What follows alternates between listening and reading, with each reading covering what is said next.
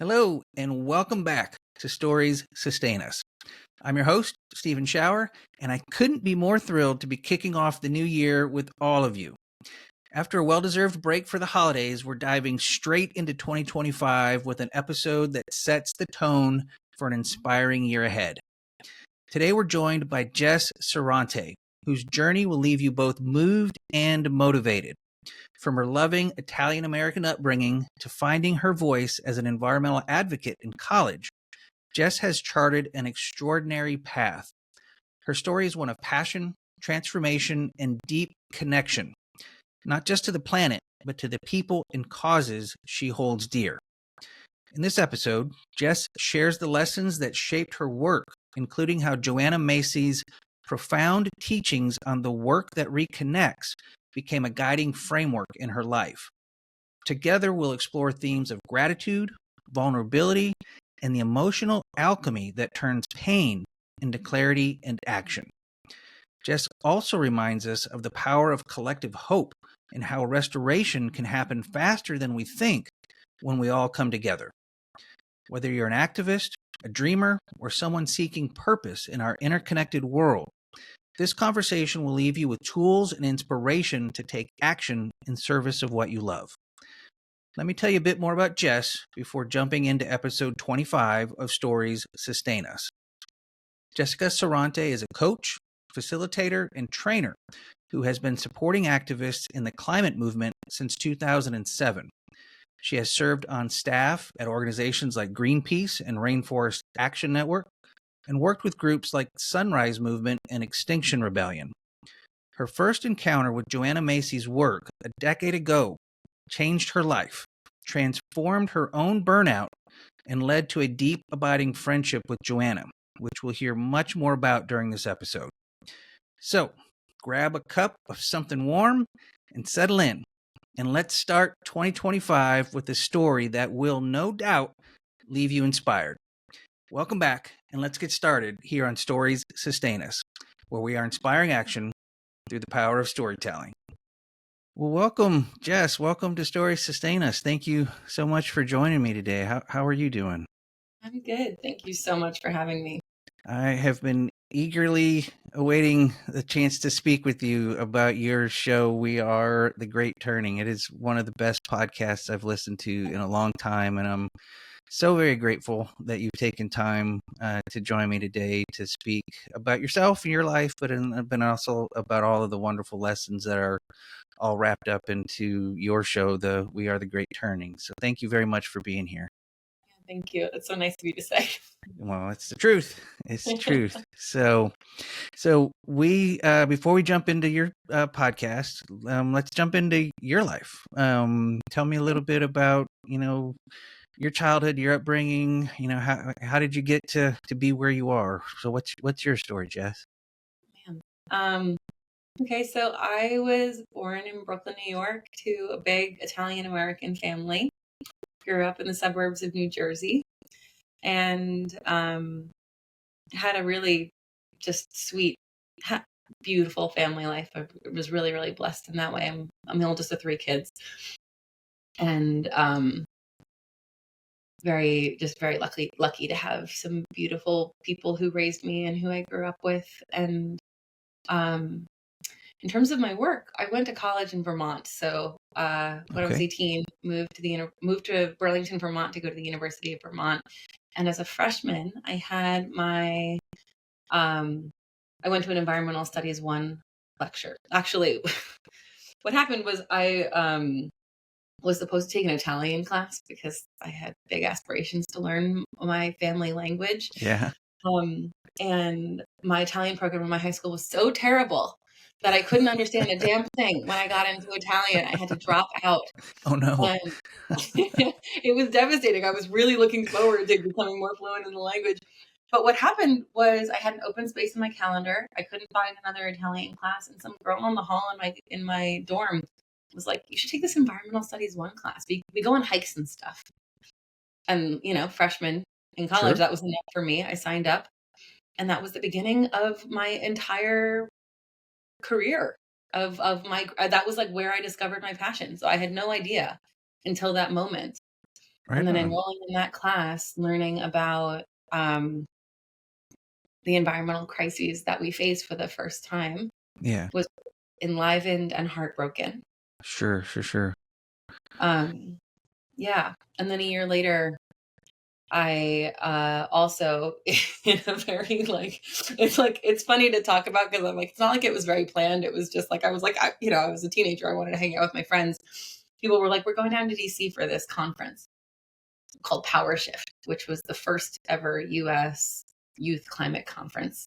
And so I Okay. went down to DC with a group of friends in 2007, and I learned about organizing for the first time. And it was just like my whole mind was blown open. And that sort of catalyzed me into a path of organizing jobs and environmental work that has led me to this moment.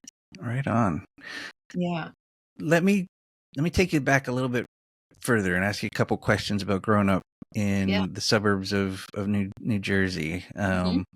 So you didn't find the environmental bug, it sounds like, No. during your childhood, but what were the interests? What was life like for you growing up as the oldest of three in this, big lovely Italian family? And what were your interests? Like, kind of what got you going, in your middle school, high school years? What was besides just being a teenager? Yeah. Well, I was definitely the kind of kid who was very, very social. Like just being with my friends and playing was the center of my world. I was very lucky to grow up next door to my two best friends. So when we moved from Brooklyn to Jersey, into this new development in the suburbs, Yeah. the family that moved in next door had two little girls that were my age and a year younger. And so I grew up with my best friends. We met when we Nice. were 2, 3. Wow. Yeah.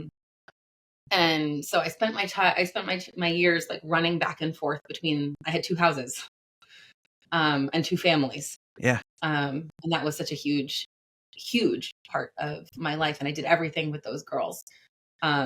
We were Girl Scouts together. And so, do all the badges and the hikes and all those, and the crafts and all those adventures together. And another big part of my childhood was that I was a martial artist. So when I was No 7 kidding. years old, oh, you're cutting out a little, Stephen. I can't see you or hear you. Yeah, that'll be okay in the final as we get to. So yeah, we can just keep on going. Okay. Yeah, it's. But thank you for As letting me long know. as But I yeah, can hear you. yeah, as long as you can hear me, then Yeah. we're gonna be all good. But yeah, that'll work out just fine. But let me know if you can't hear me. Then we'll have a Great. technical issue to deal with. Yeah, you did kind of cut out for a moment, but I can hear you now. Great. So yeah, when I was 7 years old, I went to like some state fair thing with my dad, and there was a martial arts demonstration. And my dad was like, "Do you want to do that?" And I was so excited about it. And so Yeah. what happened was my entire family trained together. So from 7 to 17, I trained at a martial arts studio. It was the primary sport of my childhood. And as is often the case with kids in martial arts or just people in martial arts, it was so much more than that. Sure. It was like Yeah. how I stayed strong and how I learned how to move my body, but it was also where my confidence came from. Sure. I learned from a very early age to like stand firmly in myself, to stand my ground, to not that bullying was a part of my childhood, but nonetheless that confidence and that Sure. like I can take care of myselfness was a very important thing. And also I think my feminism, to be honest. Right on. Tell Being me a more about girl that. in a sport that's dominated by um I have a memory of a boy kind of taking cheap shots at me and me going to my sensei to complain about it. And he was like, basically like, I could take care of this for you, but actually I think you need to take care of this for yourself and you just need to be better than him, and it was an important lesson, Great lesson. that Yeah. I would be self-sufficient in that way and strong in that way. So that was a really essential part of growing up. Yeah. Thank you for Yeah. sharing that, because yeah, that discipline and that, Mm-hmm. focus. What a great way to kind of mature, from a child into a young adult, having that experience. Yeah. That's wonderful. It was a huge blessing. Yeah. I'm sure the lessons that you learned there are still part of your makeup today, undoubtedly. So do you still Absolutely. practice at all? Are you still active? And I still do martial arts. Yeah, Yeah. there you go. That's awesome. Mhm. That's awesome. Well, thank you Yeah. for I took a long, long sharing that. break, but I now do Muay Thai at a gym here in the Bay Area. Oh, geez, you're in it. Yeah. I that mean, it's Muay Thai is hardcore. Yeah, no joke. I interviewed someone several episodes ago, and he was a Muay Thai fighter as well, kind of on the side when he's wasn't working on environmental issues and sustainable finance issues. He was in the Muay Thai ring, and yeah, I appreciate that discipline and that taking care of your physical self and your spiritual self, how that can help you then do this hard work. I mean, because it is hard work, Exactly. what you're doing. Absolutely. Exactly. It was actually, I took a long, long break. I didn't touch, for the most part, didn't do anything from when I graduated high school until I started the podcast. And I needed, and I was like looking around for a sport that would help me take care of myself while I was working so hard on it. And Yeah. it was like I was addicted because it was so important to finish my days of thinking about all of these things and making art and pouring myself into something to have something to really bring me back into my body. Yeah. Well, that's wonderful. Thank you for sharing that. So I want to also go back then to your early college experience. Now we kind of got through some of your childhood there. Something that you'd mentioned in your early experience kind of resonated with me, and similar to my early college experience of kind of having your eyes open to the environmental challenges and tragedies of the world. Mine was when I was a freshman, sophomore in college, different generation, but was the Exxon Valdez accident.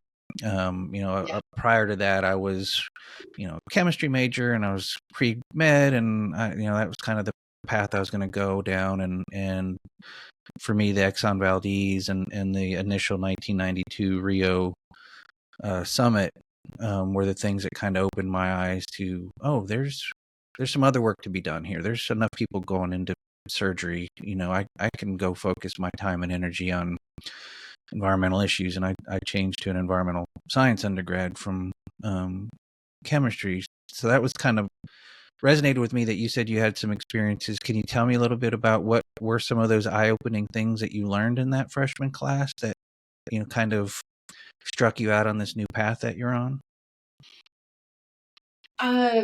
Yeah, I mean, every week of that class was like looking at a different aspect. It was like I remember like learning about the Great Pacific Gyre, the plastic continent in the middle of the ocean, Yeah. and being horrified.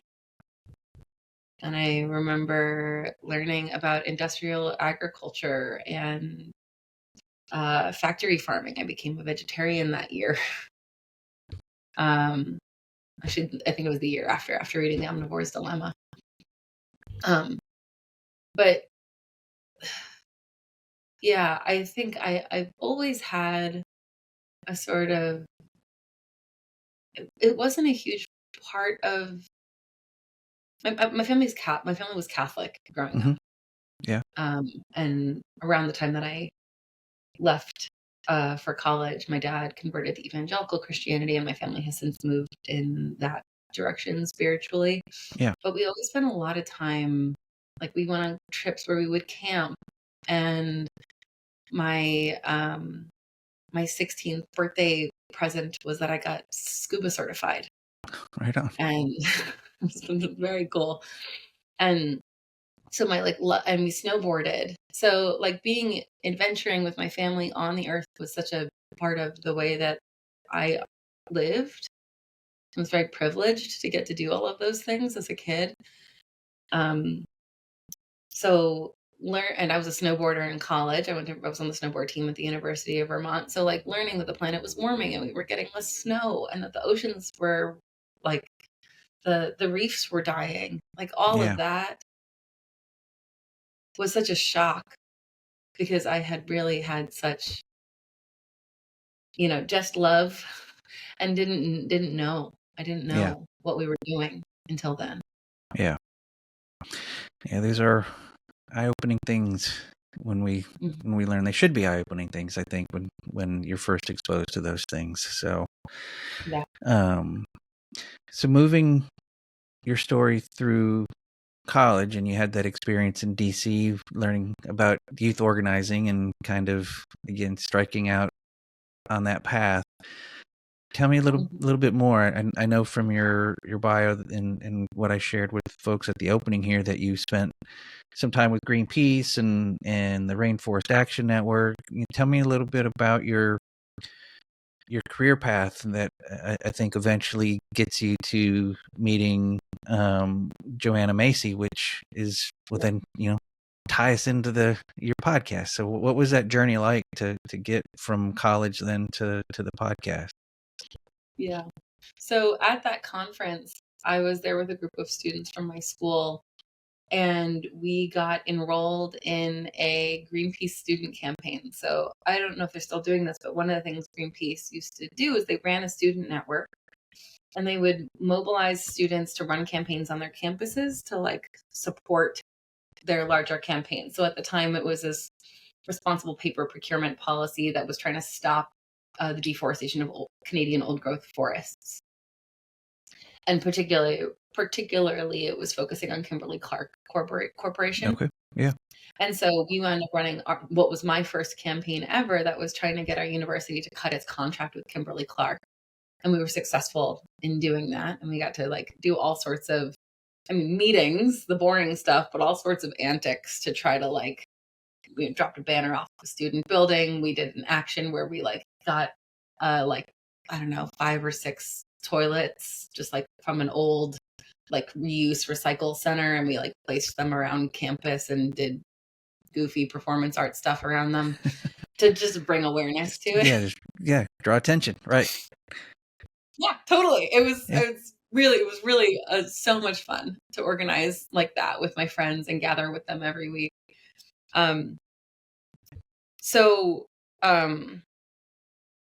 And then eventually enough college campuses won those campaigns that was able to tip Greenpeace's leverage with Kimberly-Clark, which was a huge win for all of us. Yeah. But so that was my first campaign. And then a year later, I got my first job with Greenpeace while I was still in college, because there was a nuclear plant in central Vermont called the Vermont Yankee that was 40 years past when it was supposed to be running, and it was leaking radiation into the Connecticut River, and measurable radiation in the elementary schoolyard across the street. It was just a horrific. Jeez. Yeah. And this messed up corporation, Entergy, who I later in my life had to pay electric bills to, which was quite a blow. And I lived in Louisiana.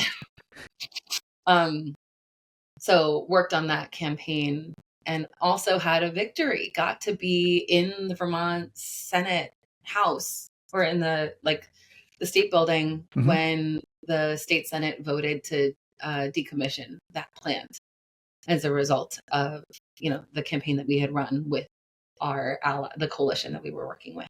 Yeah. So I had it was, it's funny to think back on, because my early career was colored by these really sweet campaign successes. Yeah. It's not always the case for I didn't know that it wasn't always going to be like that. Sure. But it wasn't. How did you find out? Man,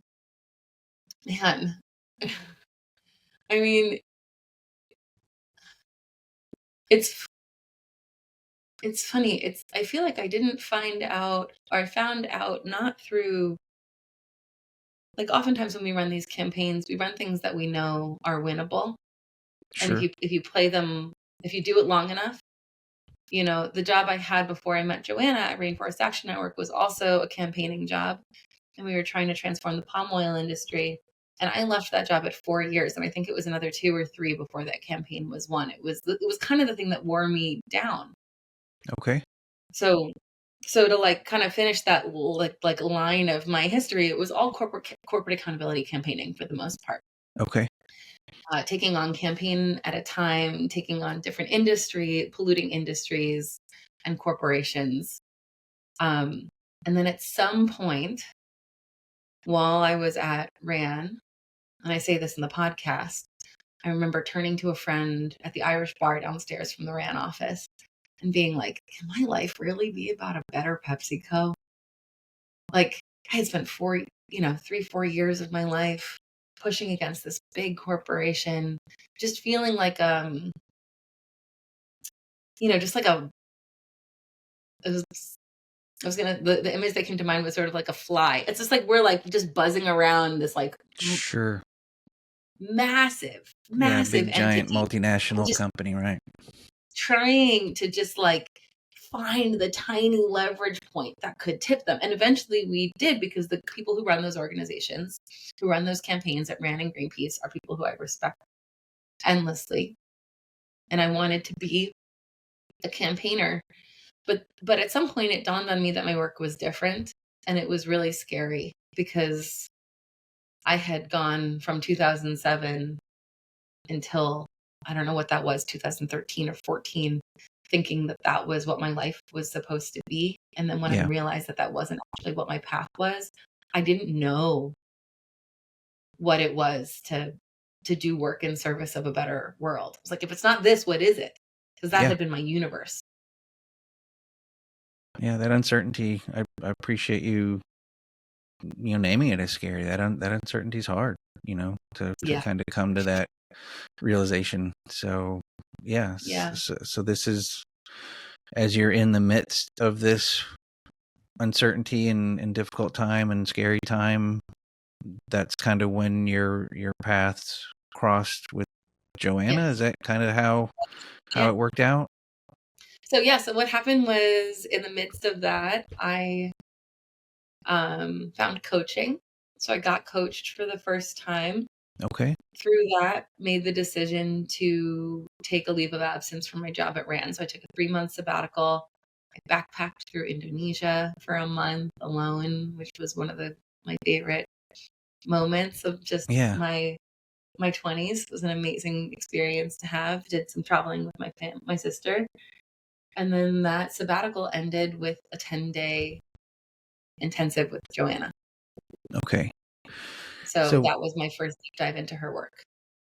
Can I ask you at this point to tell the audience a bit about Joanna Macy? You got to go listen to the show, and as you go listen to We Are the Great Turning, you'll experience the great Joanna Macy. But could you tell the audience who may not be familiar with her and her work just a little bit about her? Because she seems like just such a wonderful human being. Yeah. To those of you who don't know who she is, congratulations that you're now about to know about Joanna Macy and her brilliant work. So Joanna is a Buddhist teacher, an eco-philosopher, a deep ecologist. She is 95 years old, and she has spent her life studying Buddhism and doing activism. She was a anti-nuclear activist in the 70s, and developing an incredible body of work that is the sum of her studies and her experience. Her life is so interesting. There's a memoir that folks can read called Widening Circles that I recommend. I won't get into telling the story that's not mine, but her life is fascinating. Sure. Yeah. But the body of work she created, the work that reconnects, is the best tool set that I know for people who are committed to creating a better world. It is a tool set and a framework for spiritual sustenance and for reconnection. And it's incredibly enlivening, and it builds beautiful community. And I've been doing this kind of work for 18 years now, and it's still the best that I've found in terms of what can help people sustain themselves in this work. And she's of course, she's all of those things. And most importantly for me, she is my dear friend and my mentor. And she and I have had a friendship for the better part of the last decade. And my life has been changed in profound ways by her work, but most importantly by her friendship. Yeah. You get teary. Thank you so much for your vulnerability. Yeah. The love you have for her is so authentic and so real, and thank you for sharing that, and thank you for your vulnerability to allow us to see what love looks like, because you're demonstrating that right now. So thank you. Thank you. Yeah, I mean, it's that vulnerability, it's inherent to the work. Yeah. Right? It's the work that reconnects. One of the things that it does is that it invites us to speak the truth of what we love about the world and what breaks our hearts about the world, to oversimplify it, in order to act in service of what we love. And so, so to get to love her and carry this work is just like an extension of the gifts. Yeah, it's a giant gift. Mm-hmm. Yeah. So this seems like thank you for, first, before I transition, thank you for giving a brief introduction into Joanna, and I appreciate the recommendation of the book as well. I'll make sure that gets in the show notes, so folks like myself and others, because I haven't read that yet, but that's now on my to read list. So but I'll make sure that we pass that on so folks can start to experience a bit more of Joanna's life as well. So thank you for sharing a little bit of her story, and I appreciate you also recognizing it's her story. You shouldn't go much deeper into it, so thank you for that as well. But so you have this friendship with this amazing human being, and how did the podcast come about? How did whose idea was it, and how did this kind of take shape? Because it is such a brilliant podcast, and I'm so grateful that the two of you made it, because it's so helpful, it's so wonderful. So how did it come about, and then maybe we can talk a little bit about it here to give people a flavor of it, so that they go listen to it themselves, because it's so brilliant, it's so amazing. So how did it happen? Okay, well, this is a fun story to tell. Yeah. For me. So I think it was a little over 2 years ago. I was living in Brooklyn, and I got struck with some big clarity that it was time for me to let go of my life there. And I had an amazing home and a great circle of friends, and I was close to my family, and I knew that life wasn't for me anymore. Yeah. And so I took off. I packed my stuff up, not knowing where I was going and what I was heading into, but I had a lot of clarity that it was gonna, I just felt in my bones that it was gonna work out, that this was what I needed to do. Yeah. And as a part of that stepping out into the world to just travel for a while, before I left Brooklyn, I started having dreams about waves. So I had this probably the most vivid dream of my life, in which I was out in the ocean. Yeah. And way out, but I could see the coastline, and a wave was coming. And I thought, if I don't start paddling, this thing's going to break on me. It's really going to hurt. Yeah. And so I started paddling. And the wave comes behind me, and I'm about to push up. I know it's time to push up, and I'm on a boogie board. And I just have to hold on and let it push me all the way into shore. And it pushes me to a group of friends on the beach. Wow. And it was very Like the imagery of it was very potent. And so one of the things that happened was I decided that I was going to learn how to surf. Okay. I was going to ask you, have you ever surfed before? But you answered I that had before I could surfed get the before, question in. but like a Okay. few days in there, I was like, I'm going to go learn how to surf. So I went to Costa Rica, and every day I tried to teach myself how to surf in my early 20s, and the board, I got smashed. I didn't know anything. I got smashed in the face with the board. So I had a lot of fear. Yeah, sure. Yeah, I have a little scar here that I carry around from it. Good reminder. Yeah, totally. Yeah. Some lady came up to me and was like, honey, hire a teacher. While my face was all bloodied. But anyway, so I'm in Costa Rica and all that's coming back, and I'm experiencing big fear of these like little waves, like 2-footers, they're nothing major, but I was really freaked out. Sure. And as I'm confronting this fear every single day, I called Joanna, and she was so fascinated by the journey that I was on. Our friendship has always been sort of weaving our shared passion for the work that she created and the stories of our lives. Yeah.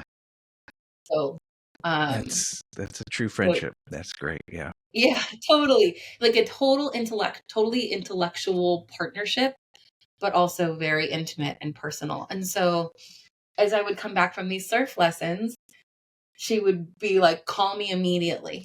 Let me know how it went. And so our tempo of calls had been like once a month while I was living in New York, but it was like, then it was every single day. Call me tomorrow. Let me know how it goes. And we were talking every day for about a week. And at some point, the podcast idea, like we were just delighting in our conversation so much. I remember like I was laying in a hammock outside of the apartment I was living in. And I said, we should really record these conversations. Like people might like to listen in on these. Like some good stuff comes up when we talk. Yeah. And he had attempted on several occasions to collaborate on projects, but it was never the right time or the right project. But for some reason, this one, I mean, not for some reason, we know why, because this needed to happen, but this was the one that stuck. Yeah. So, Clicked. And it just sort of mobilized into action very quickly. She called Tammy Simon within a day or two. I wrote a proposal. Tammy Simon's I think she stepped down, but she was the CEO of Sounds True, publishing company. Yeah. And they said yes. And I thought we were going to create this little scrappy 3-hour thing that I edited myself. And it turned into something so much bigger once Sounds True was in. Yeah.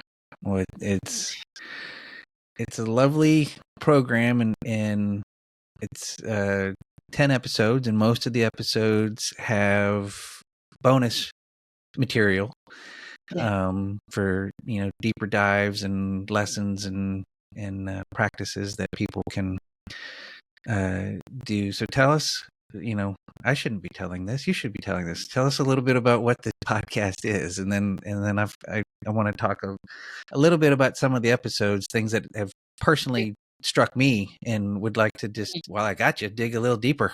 I'm excited to hear that. Yeah. Yeah. So tell us a little bit about what it is, and then I get to ask you my questions. Great. So We Are the Great Turning it's a 10 episode series that carries us through one of the main aspects of the framework of the work that reconnects is something called the spiral. So it's the sort of structure that we travel in the work, taking us from gratitude to honoring our pain for the world, to seeing with new eyes, to going forth. And maybe we'll talk more about the details of that later. Yeah, I hope so. So we travel that arc over 10 episodes, and we talk about the time that we're living in and the stories we can tell to make sense of this moment. And we talk about gratitude and heartbreak. And there's 2 episodes where you hear Joanna and I really reckoning with our pain about the world. Some moments particularly where we're talking about, where we're feeling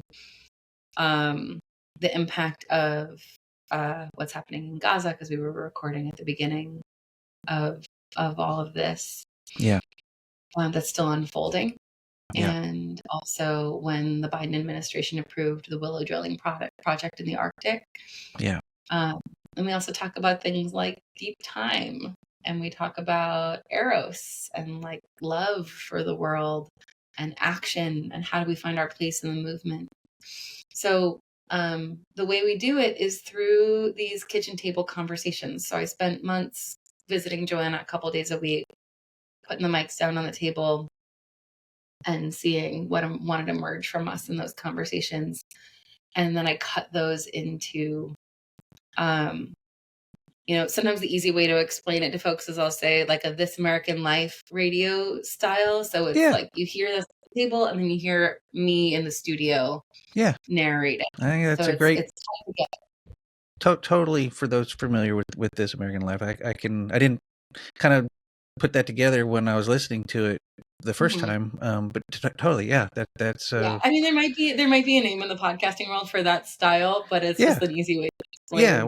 Well, it's not just us at the table, because people are really used to now these kinds of just conversation podcasts. So it was a lot more than there's a lot of writing involved.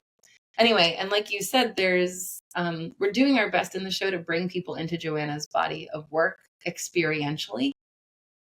And so accompanying each of these episodes, for 8 of them, there are bonuses that are exercises from the Work That Reconnects that you might do if you were to do a Work That Reconnects workshop that you can do with a friend. Yeah. You can hit record with someone and you can have a conversation or do a facilitated exercise that gives you the experience of the work. Yeah. So, and I guess one more important thing to say about the show is, and this might be inherent or assumed, but it's about how do we live with our hearts intact in these times. So we're taking a very personal, relational entry point into the planetary crisis, and not so much talking politics, even though it's, I think, quite inherently political. Sure. But talking about the spiritual, emotional, interpersonal lenses into it, which was one of the clearest intentions that we had for the project from the beginning. We felt like in loving the conversations that Joanna and I had so much, we felt like, oh, wow, what it is to talk about the state of the world with someone that you love and trust. Yeah. To have that intimate entry point into what is beautiful and hard about this time. And we wanted to invite people to the table with us. And we also wanted to invite people to cultivate those kinds of conversations in their own life. I think if there was one outcome from this podcast that we wanted the most, is that people felt like they had an entry point to begin to have those kinds of conversations with people in their lives. Right. Well, it's so well done. Congratulations. I mean, it is such a wonderful show in that idea of inviting people to sit at the table with you. I mean, I felt that way. I mean, I felt that I was there with the two of you during those conversations. I laughed with you. I cried with you.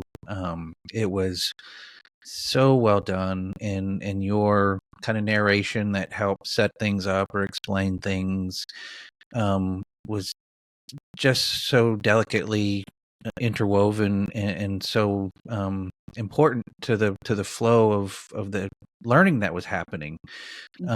So really, I mean, what an amazing piece of work, and I'm so grateful that you created it, because it's I think the entry point for conversations as you wanted it to be. I think it's going to do that for people, is doing that for people. And I came across it. I listened to Outrage and Optimism, another podcast, and in the number of shows that I listen to just try to stay educated and informed and entertained. So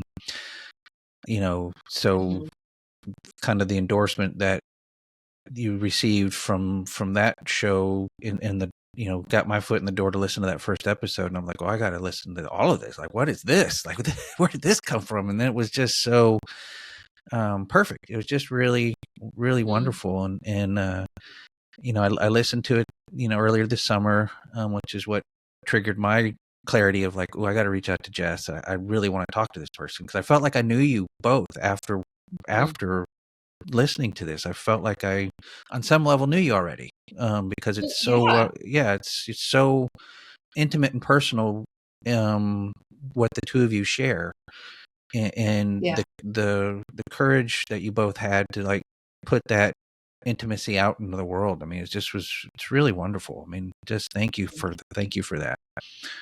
So, can I pepper you now with a few questions?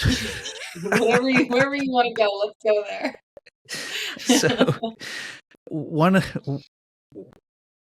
the things, well, I got a little list here of, I don't know that I'm going to get to them all, because I could talk to you all day about this, but I'll try to pick a few out of my list here that really struck me, and would like to have you explain a little bit more, dig a little bit deeper on your perspective on some of these things. You and Joanna don't shy away from talking about how hard this is. And I think it was in episode 2. I think you said this and made it, kind of struck Joanna, and it struck me, but this idea of living your life committed to something so improbable, like how hard that is.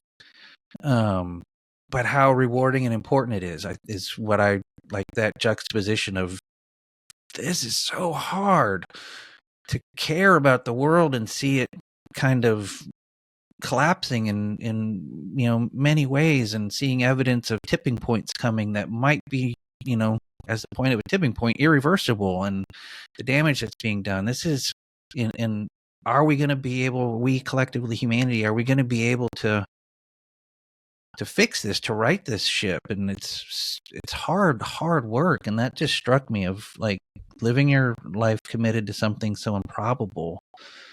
Like, why do we do this? Why?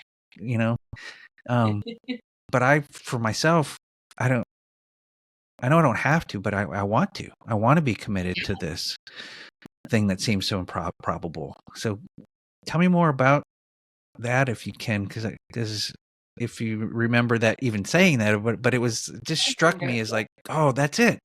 I've never articulated that before, but that's it. So tell me more about that, if you can. Yeah. I mean, I think, simply put, it just comes from my own my own impulse. Like, what else am I gonna do? Something else you heard me say at one point is that before I met Joanna, I think I call my activism like an angsty middle finger. Yeah. Like, I was just like,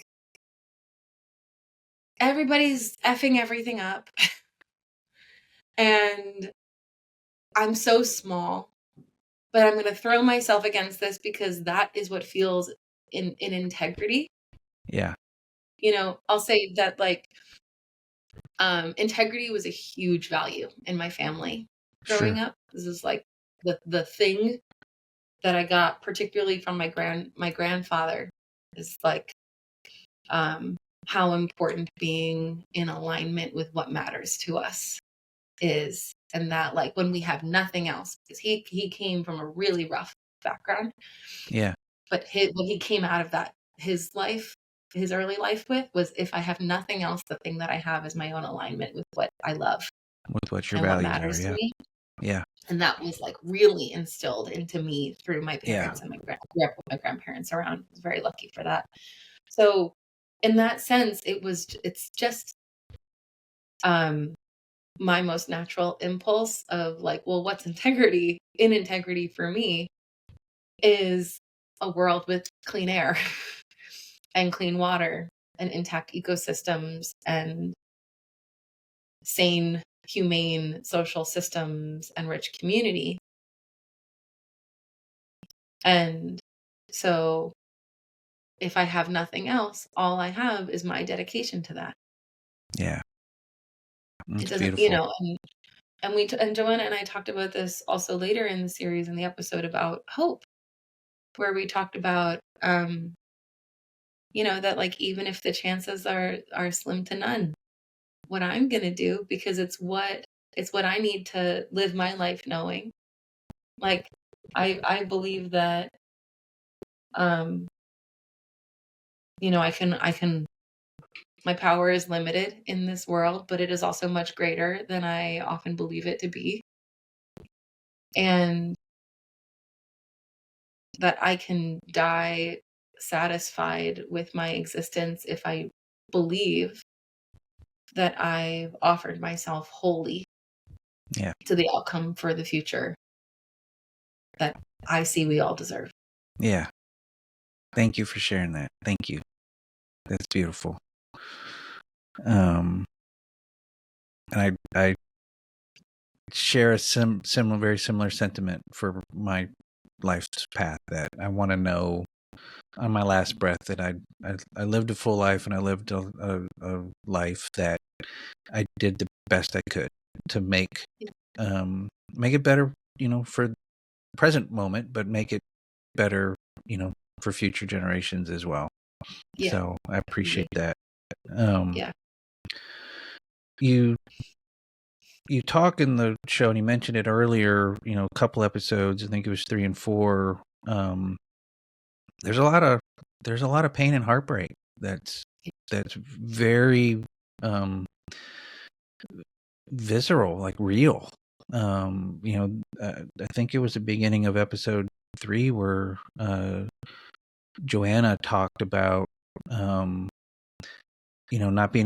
not wanting to do it anymore. I think she's said something, our fate is no better than that of a captain on a sinking ship. And God, that was so hard to listen to that pain, and I could relate, right? Because I've felt like that before. Like, I don't want to do this anymore, because what's the point? And I'm so grateful that you guys talked about, and it's part of the program. It's the 4 steps of the spiral. This honoring your pain. Starting with gratitude. I appreciated the time out you all took, and to be recognizing some things to be grateful for, to reground yourselves, but then to honor the pain. Can you talk a little bit about the interaction between gratitude and honoring the pain, those first 2 steps of the spiral? Yeah. I think the way that she arranged the spiral is genius. Agreed.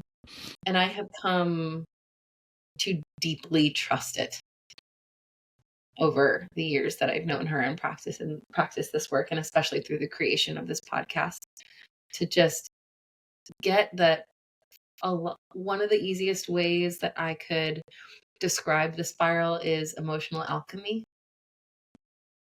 Like, it's just the natural way that our emotions fully expressed transform. So we start with gratitude, because we have to start somewhere. Yeah. And it matters. I mean, we step into the spiral because we have work to do in the world, because we have a vision for some alternate future that we long for. And gratitude, being present to the gifts of our lives, to why we're so grateful to be alive on earth today. We've the people that we love, the animals that we love, the places that have fortified us, the fact that I've got 2 functional hands and eyes and feet that carry me through my day, like, that there's still so much to be grateful for. And you can feel it, right? Even just like invoking those simple things, I felt this like warmth come through my body. Like, it's fortifying. Yeah. Gratitude's a Remember how much superpower. we have. Yeah. And how much we have to love, and how much we have to fight for. Yeah. And And Joanna often says that love is the other side of the coin of our pain for the world. So it's because we love so much that we have so much heartbreak.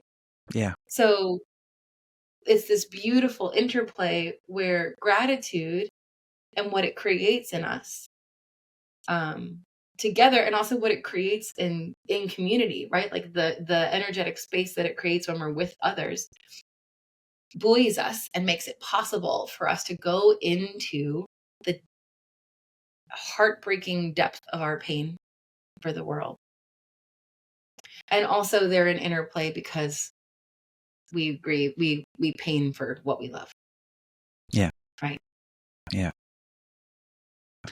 So as I gathered from the show and from personal experience, I'm a big believer in everything that I heard on the show about the importance of having a safe space and someone that you can trust to talk with about the things that are, painful in your life, the fears and the anxieties and the things that make you angry. And, like, those are human emotions that we're going to experience, and to be able to honor them as a gift of the human experience. And then, going into step 3 of the spiral, if I'm understanding it right, then is through this honoring of this grief or loss or whatever the discomfort or the uncomfortable feeling may be, through honoring it and acknowledging it, then some clarity comes. It seems like that's where you get these new eyes. And tell us a little bit about that. That's kind of the next step of the process of the spiral. Yeah. So first, let me plug my computer in. I'm sorry. Yeah. Just notice that bar going down in the corner. Ooh, yeah. We don't want you to end too soon. No. So, our pain, oftentimes when people talk about pain and climate, they talk about grief. Mm-hmm. But I think it's also important for us to talk about rage and for us to talk about fear, as well as emptiness and numbness. Yeah. So, and, I talk about numbness a lot because I think in this particular moment in time, or for I don't know if this is true for everybody, but it's definitely true for a lot of my friends, that, like, being of a social media generation and so bombarded with information all the time that we unplug. Yeah. Just disassociate. Disassociation, I think, for a lot of us is one of the ways that we cope with this. But Sure. so honoring our pain is about speaking the truth of those feelings, and and just letting them be, like, not needing to change them, which was a Right. huge lesson for me, Right. because I also like come from, like, get shit done people. Yeah. Like, there's a problem, you take a deep breath and you get in and you start solving. Yeah. And I'm so grateful to come from that. Sure. And one of the things that I've had to learn is to slow down enough to actually be with the pain before problem solving when possible. Because there's a lot of wisdom to be found in those feelings. But so to answer your question, when we slow down and we really be with it and we really honor those feelings, the alchemical thing that tends to happen is that it brings us back around to a sense of our interbeing. Yeah. Like, I can feel that, like, I'm so heartbroken about what's happening. And, like, wow, isn't it extraordinary to be here? And isn't this happening in my body because I belong to this community? Because that person who is oppressed or harmed in whatever way is not separate from me, right? If I'm heartbreaking for someone else. And another thing that the grieving does, or that happens in seeing with new eyes, that I think is really important in this time, is also seeing the dominant systems for what they are. That, for example, only through grieving my heartbreak at houselessness in the Bay Area, let's say, and the people that I have conversations with, or that I see outside my grocery store every time I go buy food, who are asking for help, and just the pain that I feel that anyone needs to do that to have the dignity of something to eat. That through grieving that, when I come out into new eyes, I also see how broken our housing system is. I see how global corporate capitalism and the way that it functions in my country creates systemic poverty. Yeah. Right. And that's been so important to me, because and it's so radical in a way, because it's liberating myself from my, the training I got coming up in this country, especially as a privileged white person, that I believed in the systems of this country. And that was what I was told to do. And I did it. And so I'm pulling away my loyalty and my trust in those systems as I come to understand how broken they are. Yeah. And how much they don't, not only do they not serve those people who are marginalized and most hurt by the system, but also they don't serve me, even though I look like a beneficiary. Sure. So that's those are the two parts of seeing with new eyes, peeling away our understanding of those dominant systems and coming into our extraordinary belonging. And then from there is action. It's I think you talked about it as active hope. Like there's work to be done now that you've had this clarity. I mean, once you come through all that, what else are you going to do other than go out and act in service of what you love? Go be a service, right? And then the spiral can continue. You can start with gratitude again and honor pain as it arrives. Say the last thing again. I'm sorry, you cut off. I was just saying that the spiral kind of starts over again, where it's never ending. That's hence a spiral. So from the work, you can find new things to be grateful for, and new sorrows to honor, and new clarity to discover, and new work to be done. So it just kind of keeps going. But you were going to say, please, that's what's your thoughts about that? I think you said it. I mean, I was just going to that from action, from being out in the world, pushing for change, inviting people into new possibilities, and the triumphs and losses that brings, necessitates yet another journey around the spiral. And so the spiral journey is something that we do to sustain ourselves, to make it possible for us to stay in action and to stay connected, and to deepen the ways, the wisdom and connection from which we can act. Yeah. And I think you talk about it in the kind of the summing up of the series in episode 10, described as this idea to act with compassion and insight into the radical independence of all things. That the spiral is what helps us do that, is to stay acting with compassion and service for the connection that we have with each other and with the planet we live on, and the creatures and everything we share this our only home with. So did I capture that correctly in my understanding of? Yeah. Wonderful.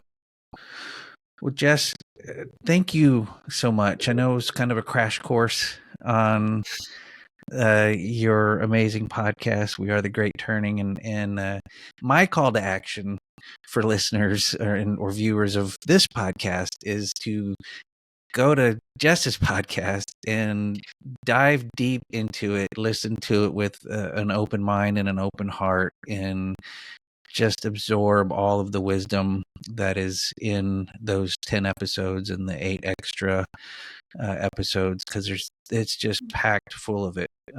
So that's my call to action: is go listen to We Are the Great Turning. Jess, what's your call to action for folks? It can be the same call to action, by the way. Well, similar but different. So if you go to wearethegreatturning.com, there's a toolkit. And we basically designed a self-guided course so that you can listen to every episode. There are bonuses that you can do with friends. And then there are also extra resources, conversation prompts, and a guide for creating what we call a podcast club. So that, it's like, the way I think about it is like, it's one thing to listen to this show. And I think what we made is beautiful, and it will have an impact if all you do is listen.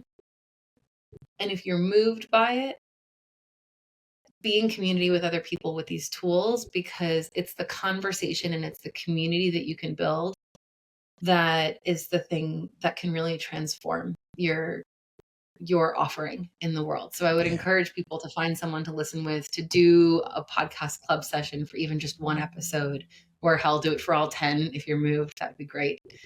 And if I had to simplify it down into just one invitation, yes, it would be to listen to the bonus for episode 9 called Callings and Resources, and do that exercise with a friend. Wonderful. Well, I've already turned the show on to a few of my friends, so I hope to do personally some of the podcast clubbing kind of activity with my lovely wife and a few other friends that I've turned on to this show, because it moved me, and I'm so grateful that you accepted my invitation, out of the blue.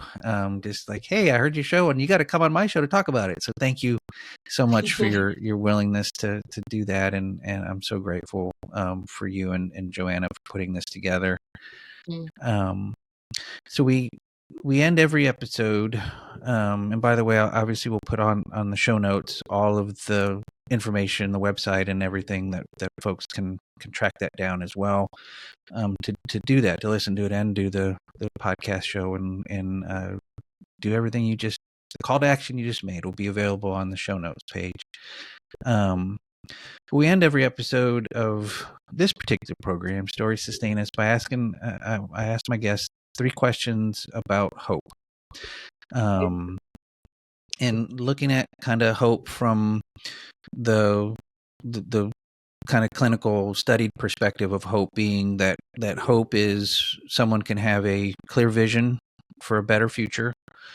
They have a plan of action to get to that better future, and they feel they have a sense of agency, that they have something that they can do to implement that plan of action. Doesn't mean you're going to get there. Doesn't mean there's not going to be hardship and setbacks and failures and difficulties. You have a vision, a plan, and a sense of agency is kind of what those who study these things say that's what hope is. So, cool. Okay. Yeah. So I'm going to ask you 3 questions. Kind of ask you then not to think too much about your answer, just kind of give your answer, if you can. So the first question, Jess, about hope is, what's your vision for a better future? And it can be for you personally, professionally, or for the world. What's your vision for a better future? I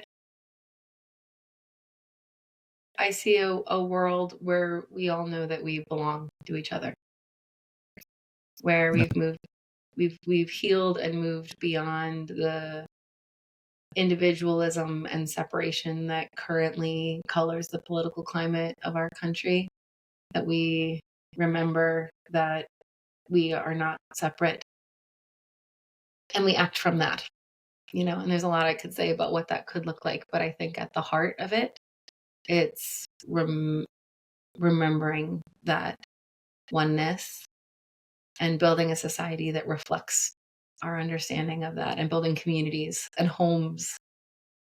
You can sort of like nested systems that are a reflection of our understanding of our interdependence. Nice. Tell me a little bit more, if you can, about why that's your vision.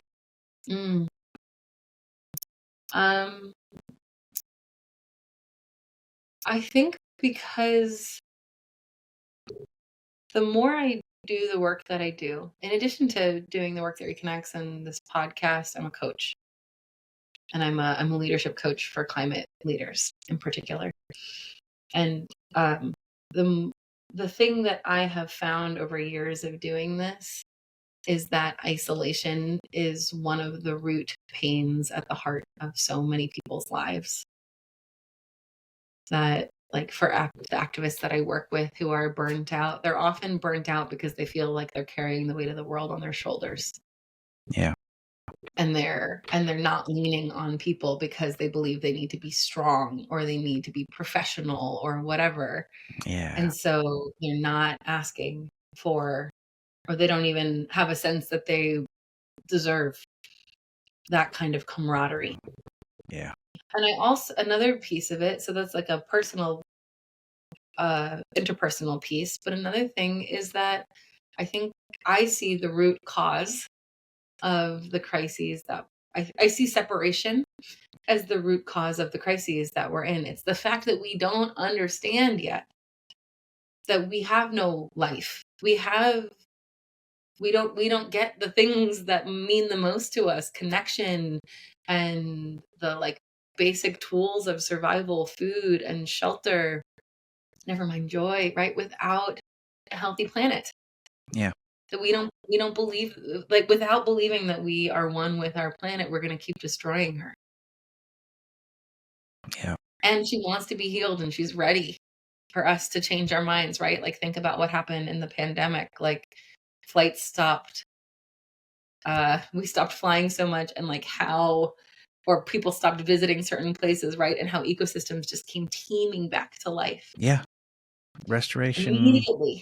Yeah. Restoration So can happen quickly when we focus on doing it. Quickly. Yeah. Yeah. Yeah. And so should we remember that we need her healthy for us to be healthy? I think a lot would change. Wonderful. Last question about hope, Jess. So imagine now that your vision for a better future, where we're understanding the oneness and the interconnectedness of it all, and we're collectively working together with that spirit of oneness in the world that you're envisioning now. Imagine that it is now. How does that make you feel? Is it cheating to say whole? No, it's not. There is no wrong answer. It's your feelings are valid for you to have them. So there is no wrong answer. Whole is a beautiful answer. And grateful. I think another feeling that comes imagining it's true is, and I feel tears coming to my eyes as I say it, is relief. Yeah. I just got a flash of, I've got so many babies in my life.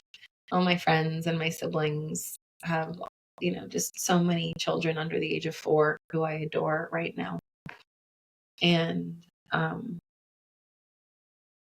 the relief that they might inherit something better than what we're currently on course to pass on to them.